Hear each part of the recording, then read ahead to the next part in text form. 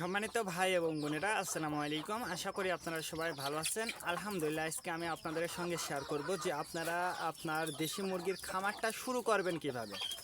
খামারটা শুরু করতে হলে আপনার প্রয়োজন কি কি।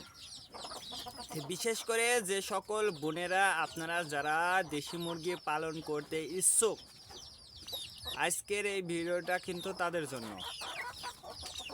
তার কারণ যে সকল বোনেরা গ্রামে বাস করেন, যাদের মুরগি নেই বা মুরগিটা পালন করতে চাচ্ছেন বাণিজ্যিকভাবে, কিন্তু আপনার সাহস পাচ্ছেন না যে আপনি কিভাবে শুরু করবেন। বিশেষ করে বোনেরা এবং যারা বাড়িতে থাকেন, যে সকল ভাইরা বা যারা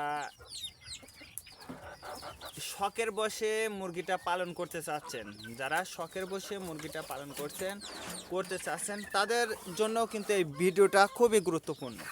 তার কারণ দেখুন, আমার এই মুরগিটা কিন্তু ডিম নিয়ে বসে আছে। আমার এই মুরগিটা ডিম নিয়ে বসে আছে বলতে আমি কিন্তু এখনও ওকে বসাইনি, কিন্তু ও ডিম নিয়ে অলরেডি বসে আছে। তো আমি এই ডিমগুলো আমি চেঞ্জ করব, আমার মন মতো আমি আমার ডিমগুলো দেব। এই জন্য এই মুরগি যে ডিম নিয়ে বসে আছে, আমি এই ডিমটা আমি ওকে দেব না দিয়ে আমি আমার মন মতো আমি ডিমটা দেব। তো এই জন্য আমি বলতেছি যে আপনারা আপনার মুরগিগুলো যারা এই মুরগির খামারটা আসলে শুরু করতে চাচ্ছেন, আমি তাদের জন্য মূলত এই ভিডিওটা আমি তৈরি করছি। তার কারণ আপনি যদি যে সকল বোনেরা গ্রামে বাস করেন, তারা যদি ইচ্ছা করেন বাণিজ্যিকভাবে আপনারা একটা থেকে দুইটা মুরগি দিয়েই কিন্তু আপনি আপনার খামারটা কিন্তু অনেক দূর আগায় নিয়ে যেতে পারবেন ইনশাল্লাহ। কিন্তু আপনাকে সঠিক নিয়ম, সঠিক পদ্ধতিটা জানতে হবে।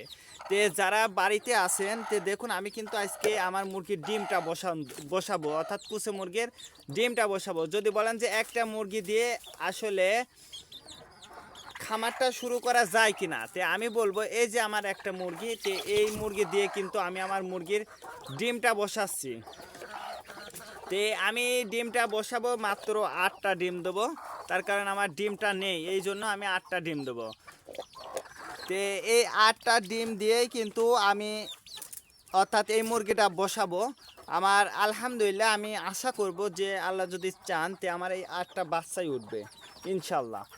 তে এই 8টা ডিম দিয়ে আমি যদি এই মুরগিটা বসাই, আলহামদুলিল্লাহ আমি যদি 8টা বাচ্চা পাই, আমার এই মুরগির বাচ্চাটা যদি আমি পর্যাপ্ত পরিমাণ খাবার খাওয়াই বা আমি আমার এই মুরগিটা যদি পরিচর্যা বা যত্নটা যদি আমি নিতে পারি, তে আলহামদুলিল্লাহ আমি কিন্তু এই 8টা মুরগিই পাবো। আর এই 8টা মুরগি আমি কিন্তু 3 মাস পরে যদি আমার মুরগি হয়, যদি আমার মুরগিটা হয়, তাহলে কিন্তু আমি মুরগিগুলো রেখে দিয়ে মুরগিগুলো কিন্তু বিক্রি করে দিতে পারছি মাংসের জন্য।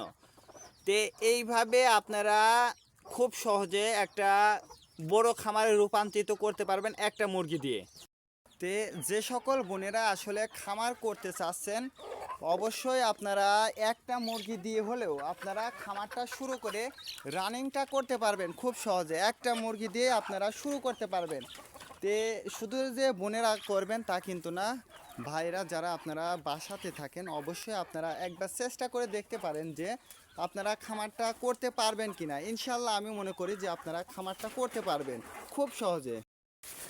এই একটা মুরগি দিয়েই কিন্তু আপনি যদি 6 মাস পরে দেখবেন যে ইনশাল্লাহ আপনার অনেক বড় একটা খামার হয়ে যাবে। তার কারণ আপনি যে কয়টা ডিম নিয়ে আসলে আপনারা বাচ্চাটা তুলবেন, সেই কটা ডিমে কিন্তু বাচ্চা যদি ওঠে, আলহামদুলিল্লাহ দেখবেন যে আপনার 6 মাস পরে অনেকগুলো বাচ্চা এবং মুরগি হয়ে গেছে। তো এইভাবে যদি আপনারা খামারটা করতে পারেন বা আগায় নিতে পারেন, তাহলে দেখবেন যে ইনশাল্লাহ একদিন আপনারা দেশি মুরগিতে সফলতার সঙ্গে বাণিজ্যিকভাবে খামারটা করতে পারবেন। তাই আজকে এ পর্যন্ত, ভালো থাকবেন, আল্লাহ হাফেজ।